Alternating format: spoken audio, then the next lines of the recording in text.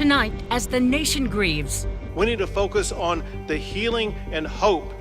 and remembers the 21 lives lost inside a Texas elementary school, Right now, we need to put our arms around the families of these victims. People are pushing for change It was totally predictable, and I predict this will continue to happen. and pointing fingers as to how another senseless tragedy has happened yet again.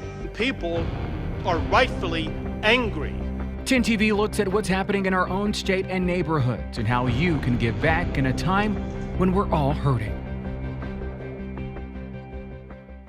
And thank you for joining us tonight at 6. I'm Andrew Kinsey. And I'm Yolanda Harris. New details on the tragic school shooting in Uvalde, Texas keep coming in every minute. But what we don't know tonight is why. Why did this happen? A big question there. And the other question is, people are still struggling with this. What can be done to stop this from ever happening again? We'll do our best to address that in the next few minutes. But first, let's start with what we do know, Yolanda. 2 days before summer break, 19 children and 2 teachers were shot and killed at Robb Elementary. The suspected gunman is an 18-year-old who police say shot his grandmother before going to the school and opening fire. We have team coverage tonight. 10 TV's Kevin Lander spent the day at the State House asking lawmakers what changes need to be made when it comes to gun control here in Ohio. While Bennett Haberly researched the gunman, Salvador Ramos, and his steps leading up to Tuesday.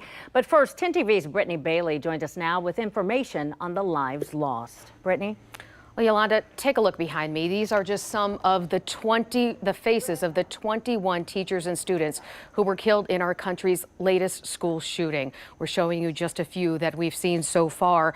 Last hour, we talked about some of the students who were killed. This hour, we want to focus on the 2 teachers we're told died while trying to protect their students. Eva Morales taught 4th grade at Robb Elementary School. She had been in education for 17 years and was a mom and a wife. On the school's website, she wrote that she had a supportive, fun, and loving family, and her husband is an officer with the Uvalde Police Force. Morales was a co-teacher with Irma Garcia.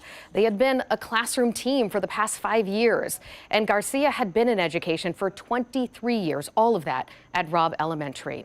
On the school's website, she says she loves to barbecue with her husband, Joe, listen to music, and take country cruises. She also has 4 children, the eldest training to become a Marine, the youngest a 7th grader this year. And just a reminder, giving you one look at those pictures again behind me, all of those pictures represent a life lost to a family grieving tonight. Back to you. Brittany, thank you. Now, the same week, the accused gunman turned 18. He apparently purchased 2 AR platform rifles from a gun dealer. Law enforcement officials are now looking into his social media posts that warned of an attack less than an hour before the shooting, claiming 21 lives. Tonight, Chief Investigative Reporter Bennett Haberly is looking into this and how the FBI has studied mass shooters in the past, including right here in Ohio. Bennett.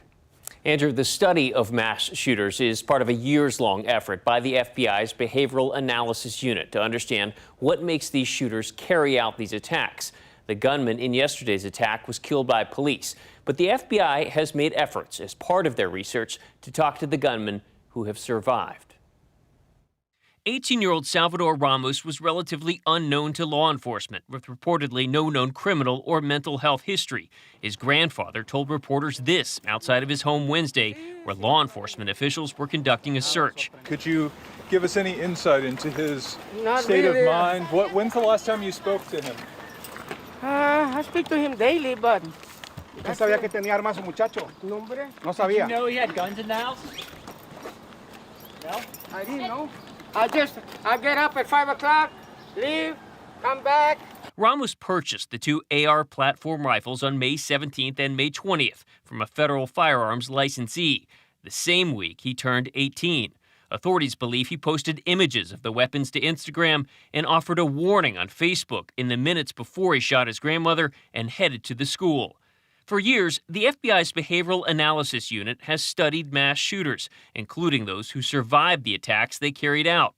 Through a public records request, 10 Investigates obtained these memos showing in 2019 the FBI approved active shooter phase 4, which involved interviewing surviving active shooters.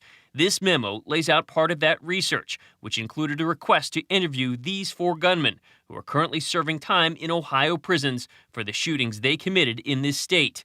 Among the 100 questions the FBI profilers wanted to know included, why did this attack happen? Describe your state of mind. And was there a point when your focus changed from killing victims to responding to law enforcement?